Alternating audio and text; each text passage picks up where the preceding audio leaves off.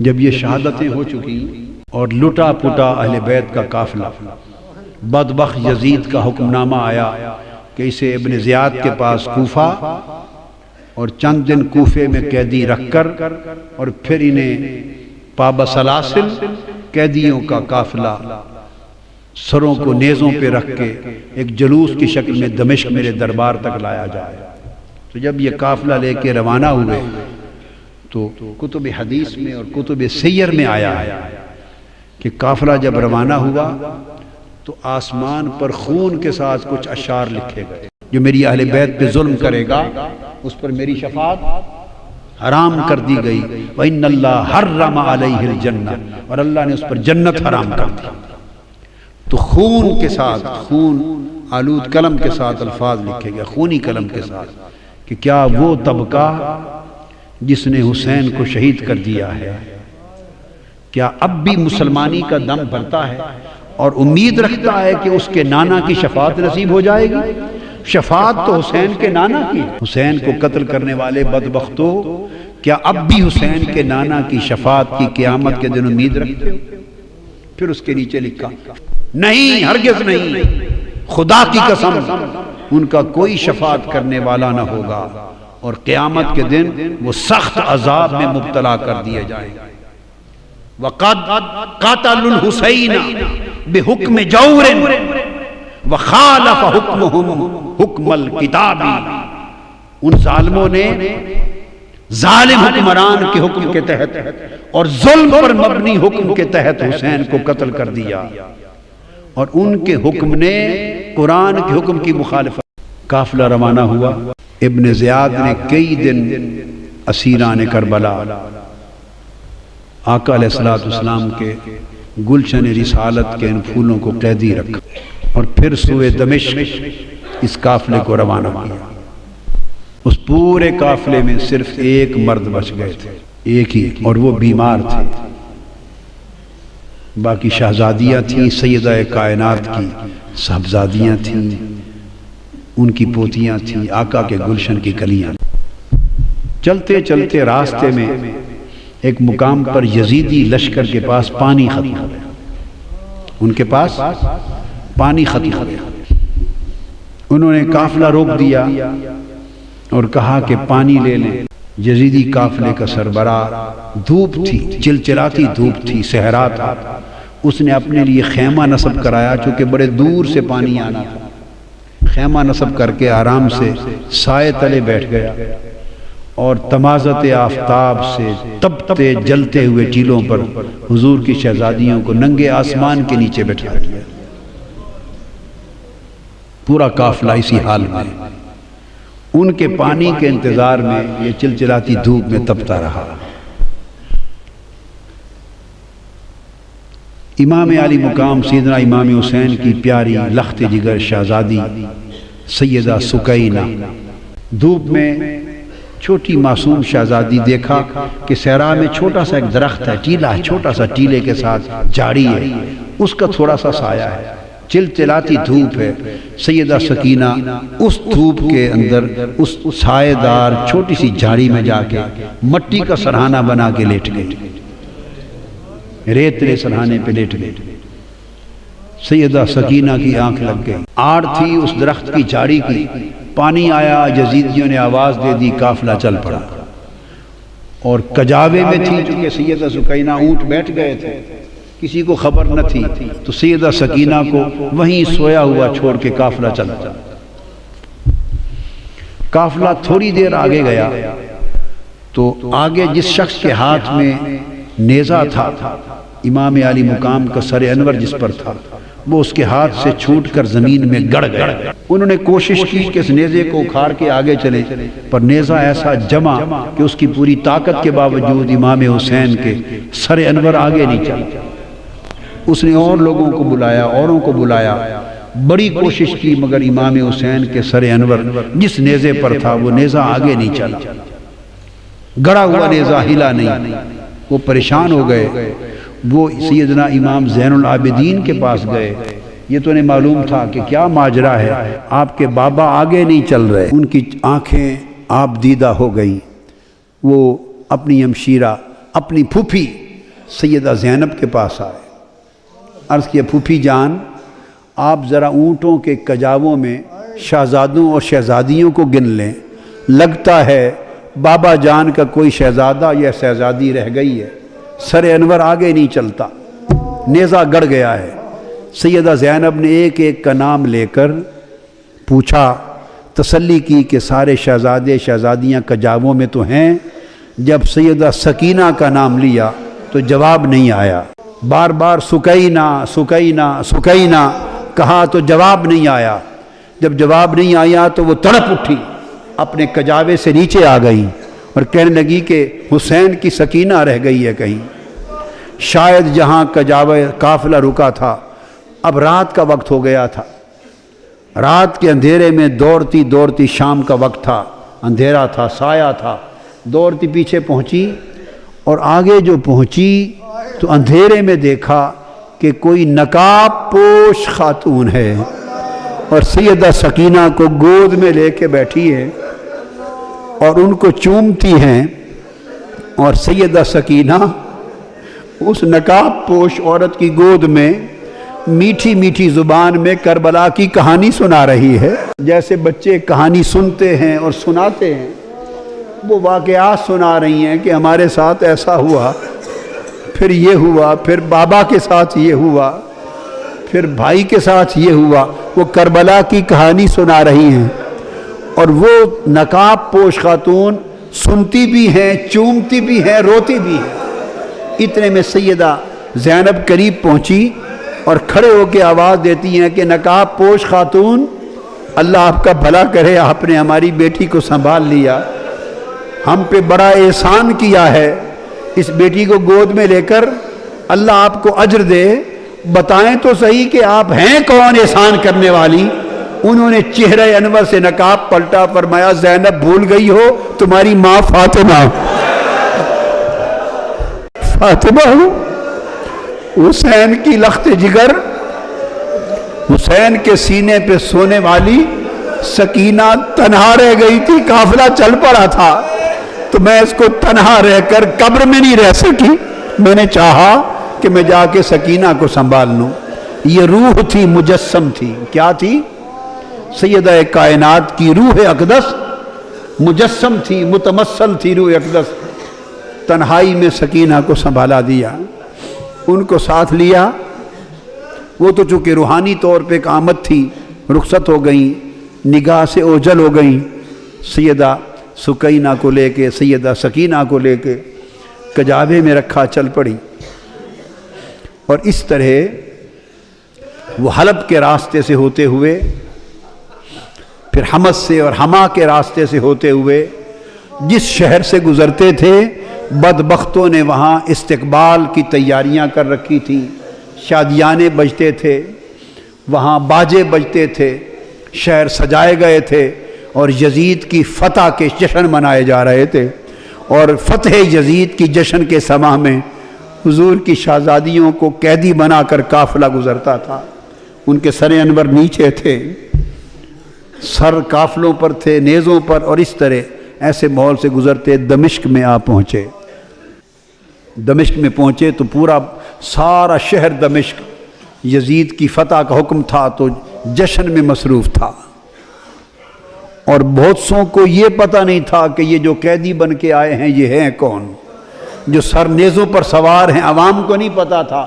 ان کو یہ بتایا گیا تھا کہ یزید کی حکومت کے خلاف کچھ باغی تھے، انہوں نے بغاوت کر دی تھی تو باغیوں کو کچل دیا گیا ہے، بغاوت ختم کر دی گئی ہے، تو باغیوں کے سر ہیں اور ان کے خاندان وہ لونڈیاں کنیزیں بنا کے لائی جا رہی ہیں۔ لوگوں کا خیال تھا کہ باغی ہیں جو مارے گئے، کسی کو خبر نہ تھی کہ باغی نہیں، ساری کائنات کے مالک ہیں، اس امت کو دین اور ایمان عطا کرنے والے ہیں اور قیامت کے دن گنہگاروں کی شفاعت کرنے والے مالک ہیں دنیا اور عقبہ کے۔ عوام کو خبر نہ تھی، بھیڑ تھی ایک بازار میں، بھیڑ تھی، قافلہ آ کے ایک بازار کے چوک میں رک گیا۔ چھتوں پر خواتین دمشق کی چھتوں پر بیٹھی تھی، دیکھتی تھی، تکتی تھی۔ ایک خاتون کے گھر کے قریب جب چوک میں قافلہ رکا، ساری خواتین چھتوں پر تک رہی تھی، منظر کسی کو خبر نہ تھی کہ کون ہے۔ ایک خاتون چھت پر سے آواز دیتی ہے کہ قیدی آئی ہیں، قیدی ہیں۔ انہوں نے اپنے خادموں کو، نوکروں کو بھیجا کہ جا کے پوچھو ان قیدیوں سے کہ کسی چیز کی ضرورت ہے۔ انہوں نے آ کے پوچھا ارد گرد سے، کسی نے کہا پانی پلا دیں، اس نے پانی بھیجا، پھر پانی کے ساتھ کھجوریں بھیجیں، جو کچھ گھر میں میسر تھا خدمت تواضع کرتی گئی، چادریں بھیج دیں، کپڑے صاحبان کے تان لیں، چادریں بھیج دی، پانی بھیج دیا، جس اس کے گھر میں جو کچھ میسر تھا بھیجتی گئی، دیکھتی گئی۔ سیدہ زینب رضی اللہ تعالی عنہ شہزادیوں کو، شہزادوں کو جس کی ضرورت تھی وہ ان کو کھلاتی دیتی گئیں۔ قافلہ رکا رہا، جب ہو چکا تو انہوں نے پیغام دے کے پوچھا اس خاتون سے، اتنے میں خاتون آ گئی کہ آ جا خاتون، جس نے اتنا احسان کیا ہے اس پورے دمشق میں ہمارے سوائے تماشا دیکھنے کے اور تو کوئی واقف نہ تھا، یہ تم خاتون کون ہو؟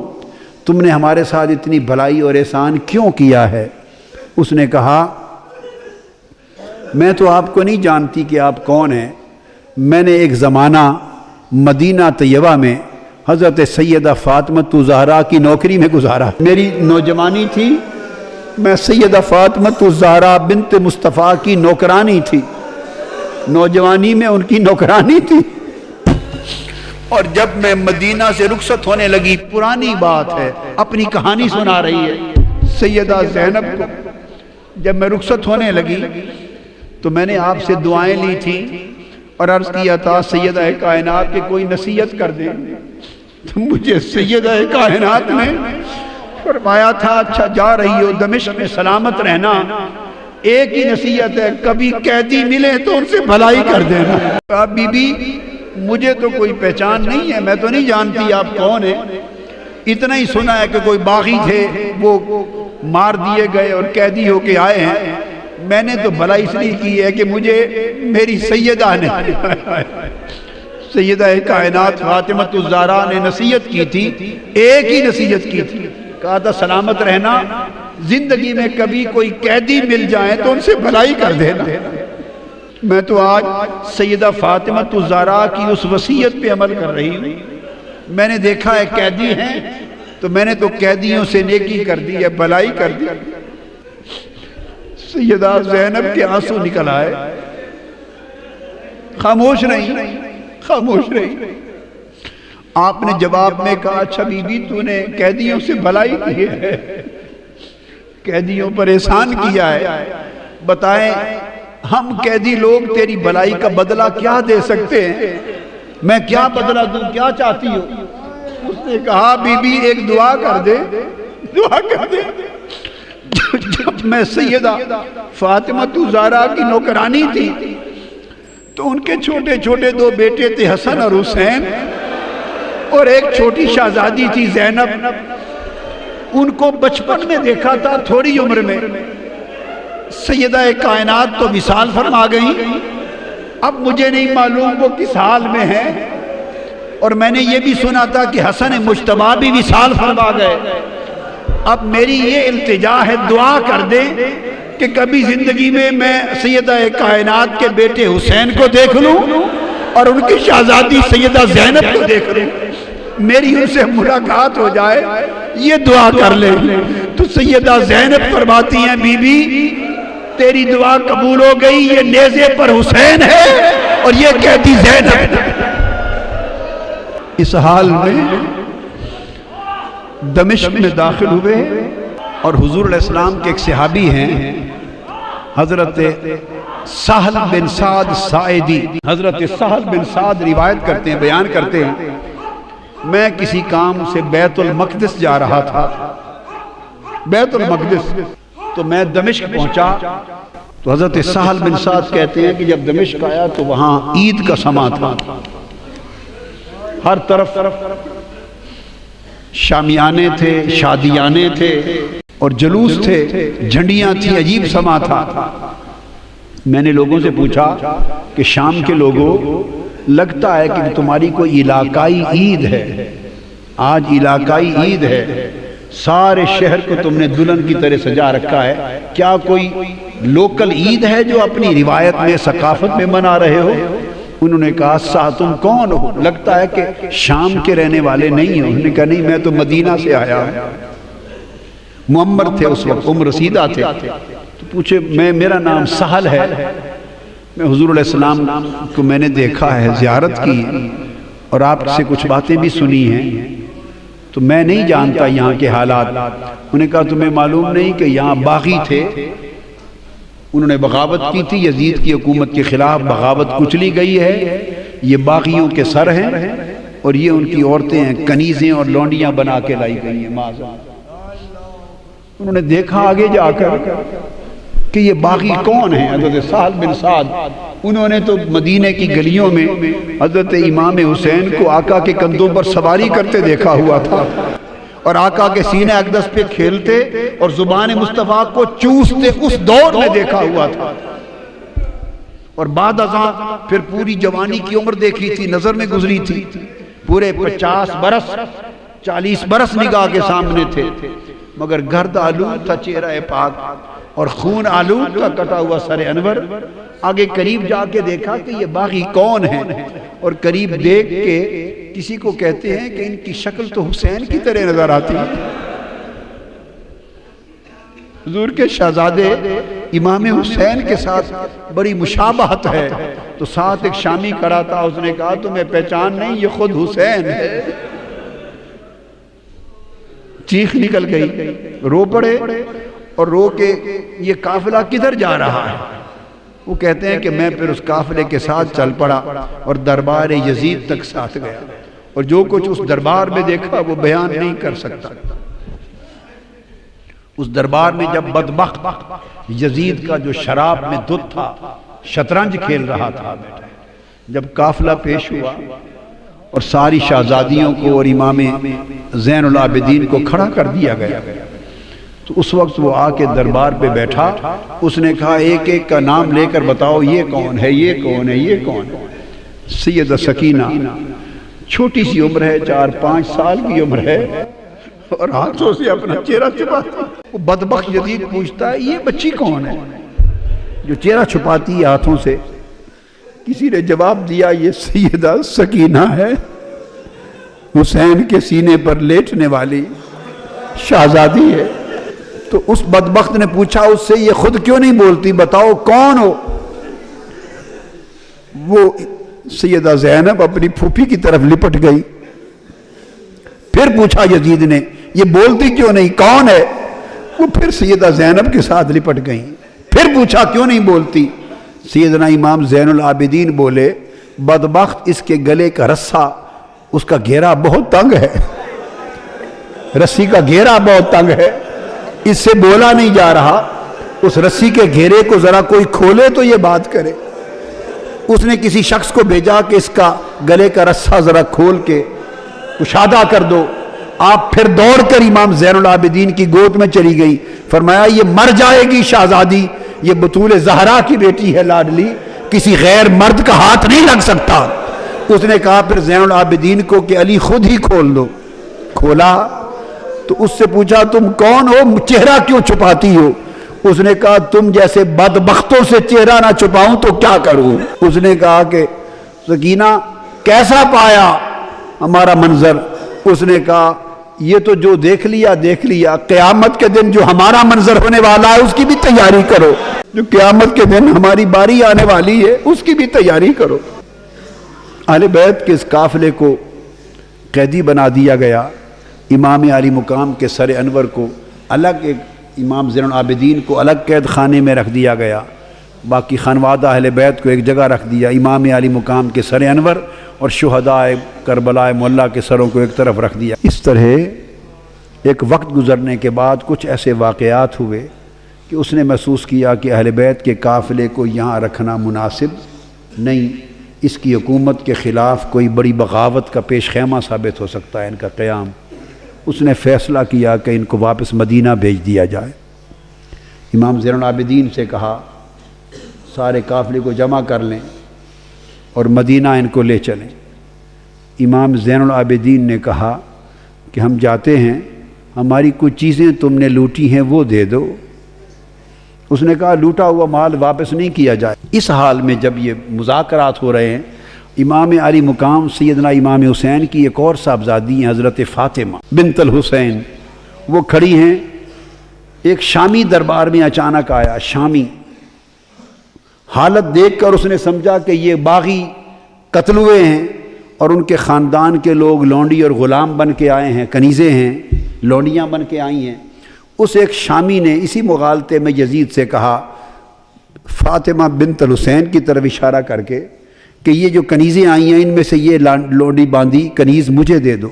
सैयदा फ़ातिमा बिन्त अल हुसैन चीख के अपनी फूफो के साथ दामन से लिपट गई। कहने लगी, फूफी जान, क्या अब हमें कनीज़ें नहीं बनाया जाएगा? फरमाया, बेटे घबरा नहीं, ये जुरत नहीं कर सकते। फरमाया, ये हराम है, न इनकी जुरत है कर सके, न इस बदबख्त मलून यजीद की जुरत है कि कर सके। यजीद बोला, तैश में आ गया। वो बोला कि मेरे इख्तियार में है, अगर चाहूं तो मैं तुम सबको कनीज भी बना दूं। आपने फरमाया, मलून, जब तक तुम मेरे नाना के दीन का नाम लेते हो ये जुल्म नहीं कर सकते। जब इतनी कलाम सैयदा ज़ैनब का सुना, उस शामी को अंदाजा हो गया कि ये तो पैगंबर इस्लाम की शहजादियां लगती, उसको खबर न थी। उसने कहा, यजीद लानत हो तुम पर, लानत हो तुम पर, तुमने हुजूर की शहजादियों के साथ ये अशर कर रखा है। मैं समझा था कैसर रूम के दरबार से रूम की कोई बगावत सर होके आई है और उनकी कनीज़ें हैं। ये मुस्तफा की शहजादियां हैं जो सारी कायनात इनकी कनीज़ है। जब उसने कहा लानत हो तुम पर, तो यजीद ने उसी वक्त जल्लाद को हुक्म दिया कि इसका सर कलम कर दिया जाए। इमाम ज़ैनुल आबिदीन ने फरमाया कि हमारी कुछ चीज़ें तुमने लूट ली हैं, वापस कर दो, हम मदीना को फिर चले जाएंगे। यजीद ने कहा, लूटा हुआ माल वापस नहीं होगा, तुम्हें ज़ाद सफ़र के तौर पे कुछ दीनार दे देते हैं। फरमाया, हम लानत भेजते हैं तुम्हारे दीनारों पर, और न ही हमारे पास कोई माल था जो तुमने लूटा। हमें तो 2-3 चीज़ें हमें वापस कर दें, बाकी पास रख लो। वो चंद चादरें हैं जो हमारी अम्मा फ़ातिमा ज़हरा के हाथ की बुनी हुई हैं, कुछ कपड़े हैं जो सैयदा हमारी अम्मा फ़ातिमा ज़हरा के हाथ की बुनी हुई हैं, हमें वो वापस दे दो। और उनका दस्त, उनका गुलूबंद है जो अपनी शहजादी को पहनाया था, वो छीना हुआ गुलूबंद दे दो। हम तो 3 यादगारें सैयदा फ़ातिमा ज़हरा की चाहते हैं कि तुम बदबख्तों के पास नहीं, वापस मिल जाएं। वो तीनों चीज़ें वापस ले ली। काफ़िला रवाना हो गया और चलते चलते करबला मुअल्ला, 3 दिन शुहदाए करबला मुअल्ला और इमाम अली मुकाम के मज़ारात अक़दस पर ताज़ियत के लिए 3 दिन क़याम करके मज़ारात की ज़ियारत करके वापस मदीना पहुँचा। जब शहर मदीना के बाहर पहुँचे तो फिर आगे मदीना में दाखिल होने की सकत न थी। न इमाम ज़ैनुल आबिदीन को सकत थी, न सैयदा ज़ैनब को सकत थी। उनके खुद्दाम में बशीर नामी खादिम थे, उनको भेजा कि अब हम तो आगे कैसे जाएं, जाओ अहले मदीना को ख़बर कर दो कि लुटे हुए लोग आ रहे हैं। खानवादा रसूल आज असीरान दमिश्क बन के वापस आ रहे हैं। उस शख्स ने जाके मदीना पाक में ख़बर की, मदीना पाक में क़यामत आ गई, ये कोहराम मच गया। अहले मदीना कहते हैं कि इतनी क़यामत या उस दिन आई थी जिस दिन हुजूर अलैहिस्सलाम का विसाल हुआ था, या ये क़यामत उस दिन आई जब सैयदा ज़ैनब और इमाम ज़ैनुल आबिदीन का लुटा हुआ काफ़िला हुजूर के घर वापस पहुंचा। सारे अहले मदीना बाहर आ गए, रोते चीखते तड़पते। एक क़यामत का समा था। रोते चीखते इस लुटे काफ़िले को लेके आए और सीधा आका अलैहिस्सलाम की बारगाह में रोज़ा रसूल पे जाके गिर पड़े। इमाम ज़ैनुल आबिदीन और सैयदा ज़ैनब रोते हुए आका की कब्र अनवर पे गिर कर अर्ज करते हैं, नाना जान, आपका हुसैन कत्ल कर दिया गया है जो आपके कंधों पे सवारी करता था। और जब गए थे तो आपका ख़ानदान हरा भरा ख़ानदान गया था, आज लुट कर वापस आए हैं, एक बीमार के सिवा की नस्ल का कोई बच्चा वापस नहीं बचा या रसूल अल्लाह।